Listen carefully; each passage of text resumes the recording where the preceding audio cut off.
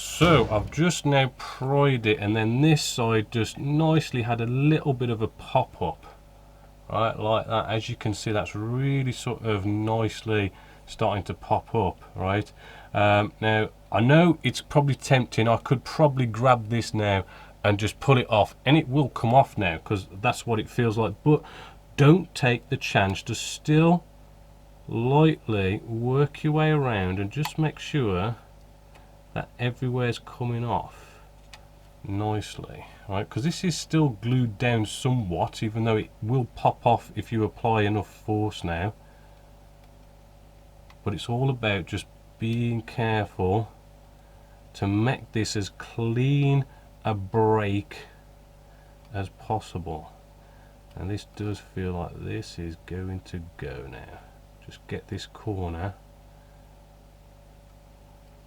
and that should be good. Right, maybe a little bit of a score just there, and there we go. She's popping off, and very carefully, there you go. Now you can see all this stringiness. That is our microcrystal clear, right? So now we've got this off finally, and what we can probably do now is might just sort of see, you know, you could probably see the smear inside there. Let's have a go at cleaning that up now, because that should all nicely clean up, because this is the whole point. We're going to this trouble to get this off, right? And hopefully we focus in, right, that's basically all gone, right? But I'll give that a really good clean later on. So we've solved the problem, but now we've got to fix what we've done.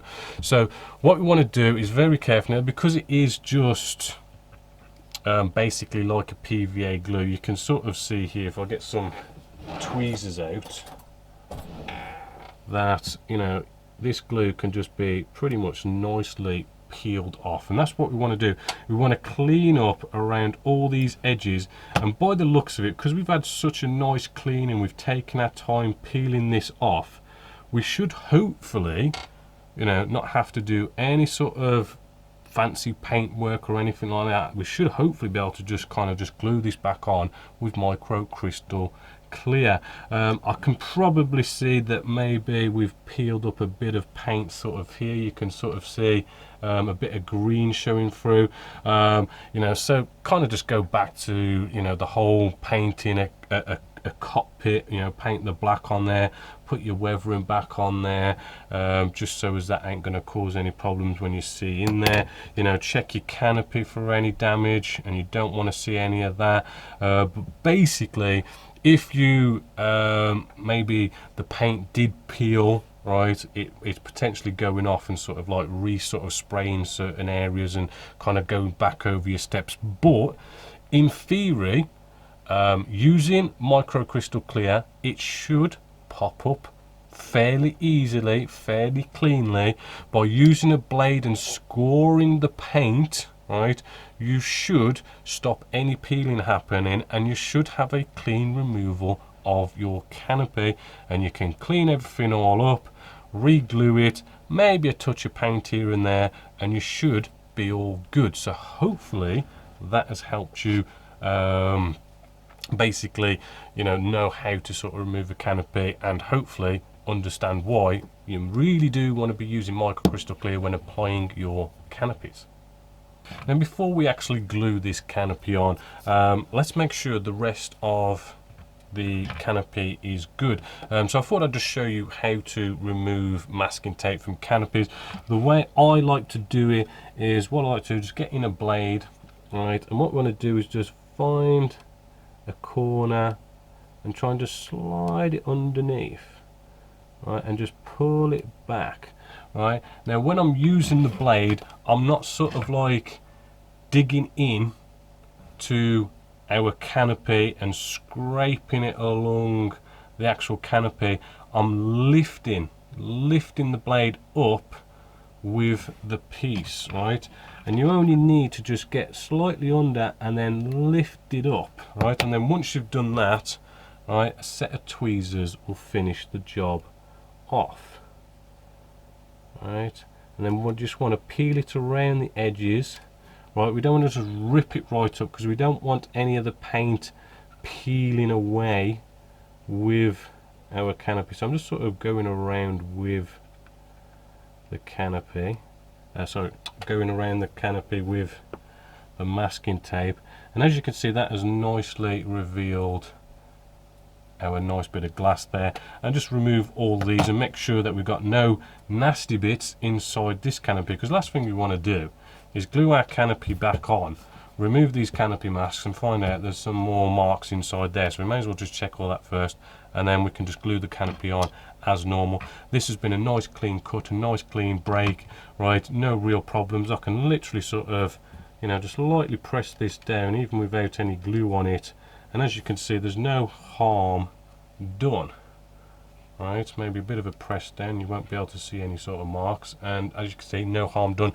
So it really does pay to really take your time and be careful removing these canopies.